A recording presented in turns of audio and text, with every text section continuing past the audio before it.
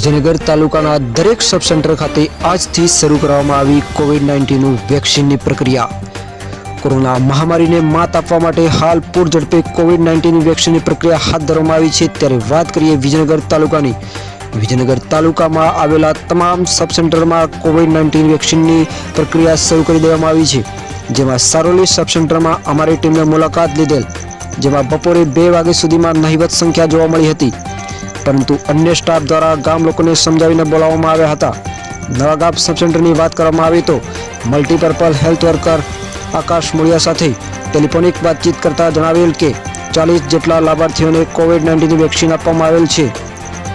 તાલુકા health officer doctor SM Chauhan દ્વારા જણાવવામાં આવેલ કે અત્યાર સુધીમાં સરકારી કર્મચારીઓ સહિત 3607 લોકોને કોરોના રસી અપાઈ ચૂકી છે અને ગુરુવારથી તમામ સબ સેન્ટર ઉપર રસીકરણનો પ્રક્રિયા શરૂ કરી દેવામાં આવી છે।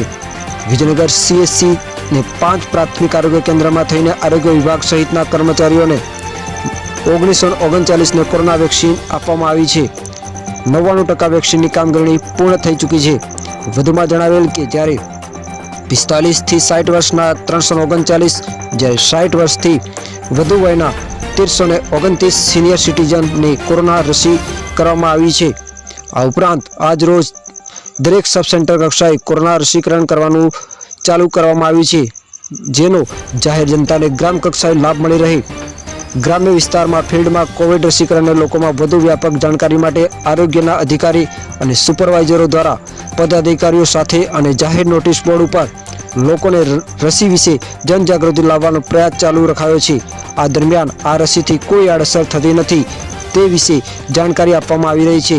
તેને લઈને જાહેર જનતાને કોઈ ડર રાખવાની જરૂર નથી। આરોગ્ય વિભાગને સહકાર આપવા અપીલ કરવામાં આવી છે। Bureau report, Vijaynagar.